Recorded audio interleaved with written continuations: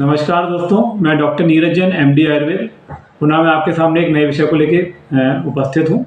आज का जो विषय है वो लंघन है।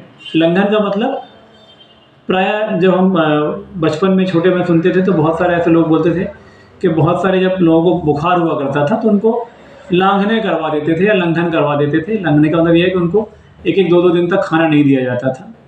तो मेरे बात बड़े दिमाग में कौन थी और मैंने कहा इसके बारे में मुझे पढ़ना चाहिए कि भाई आखिर लांघने या लंघन या हल्का खाना या नहीं खाना क्यों दिया जाता था। इसके बारे में मैंने अध्ययन किया। फिर मैंने पाया कि शास्त्रों में ऐसा उल्लेख है कि कुछ रोग ऐसे होते हैं जिनको केवल लंघन करने से ठीक किया जा सकता है। आगे जब विस्तार से मैंने पढ़ा तो मैंने जाना कि कुछ 5 रोग तो स्पष्ट रूप से बताए गए हैं कि ऐसे हैं जिनको केवल लंघन करने से, लंघन करने का मतलब बहुत हल्का खाने से या ना खाने से या उपवास करने से ठीक किया जा सकता है। उसमें उन रोगों की व्याख्या इस तरीके से की गई है।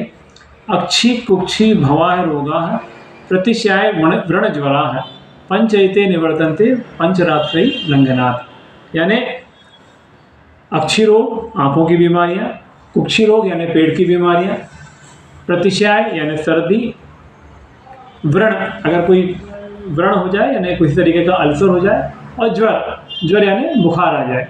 तो इन बीमारियों को उन्होंने बोला है कि अक्षी कुक्षी भवाह रोगाः प्रतिशयाय व्रण ज्वराः पंचैते निवर्तन्ते पंचरात्र लंघनात्। यानी अक्षी आँख के रोग, पेट के रोग, प्रतिशय सर्दी होना, व्रण होना यानी अगर किसी तरीके का कोई व्रण या अल्सर हो जाए, और ज्वर, इनको लंघन करने से या इनको हल्का खाना खाने से कंट्रोल किया जा सकता है।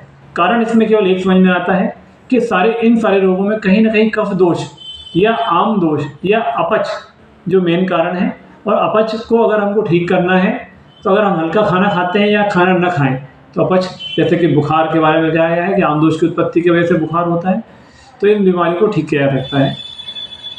बहुत बहुत धन्यवाद। जानिए आयुर्वेद को और जुड़े आयुर्वेद से।